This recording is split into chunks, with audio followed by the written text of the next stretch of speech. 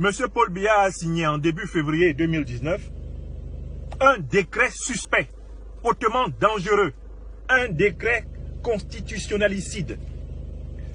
Ce décret, dont je vous ai donné copie sur ma page Facebook, donne une délégation permanente de signature à un individu qui s'appelle Ferdinand Ngor et qui est secrétaire général de la présidence de la République. Délégation permanente de signature qui est, dans l'histoire du secrétariat général de la présidence de la République, la première fois que Paul Biya délègue ce pouvoir de manière illimitée, sans donner une période d'encadrement de ce pouvoir à un secrétaire général de la présidence.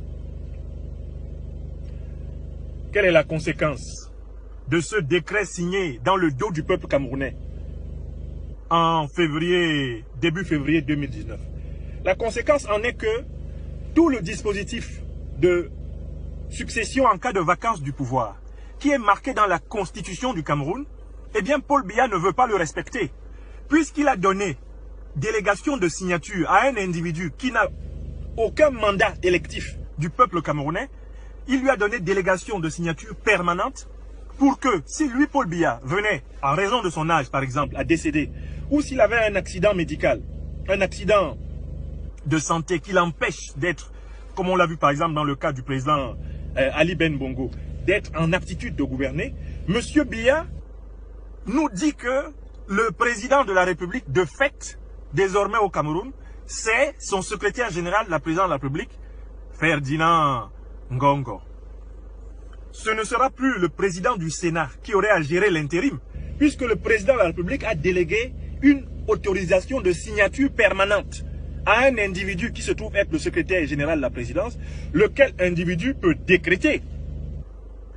Il peut décréter à tout moment qu'un tel, désormais, va exercer telle ou telle fonction dans le gouvernement.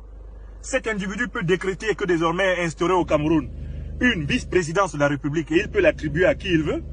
Cet individu peut décréter que, eh bien, l'Assemblée nationale doit se réunir de toute urgence et selon la volonté de Paul Biya, modifier la Constitution pour dire que le secrétaire général qu'il est éventuellement le dauphin constitutionnel et non pas le président du Sénat. Bref, cet individu, en réalité, obtient les pleins pouvoirs d'organiser la succession à la tête du Cameroun à l'écart de la Constitution. Cet individu s'appelle Ferdinand Ngor.